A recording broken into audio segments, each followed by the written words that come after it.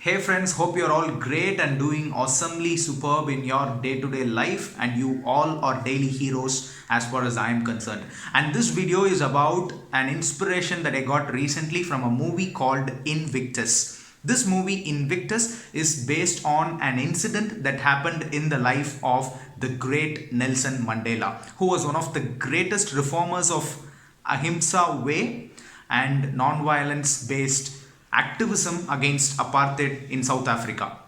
So Nelson Mandela says that he finds inspiration in a poem called Invictus. Invictus in Latin language means unconquerable. The main ideology behind this poem, written by William Ernest Henry in 1875, is to get inspiration and not to stop no matter whatever the circumstances, no matter whatever the problem is, and no matter what stress we are subjected to.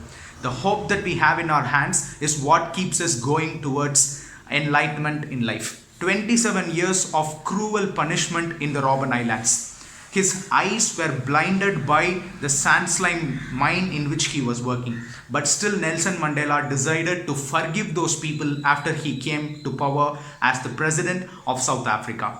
So friends, there is this beautiful line from this poem wherein a person who is in grief talks whatever may be the gods are. He wonders as the night covers over me as a black pit from pole to pole, I wonder whatever the gods may be. There is also two more lines in this poem that are highly inspirational, which I personally like.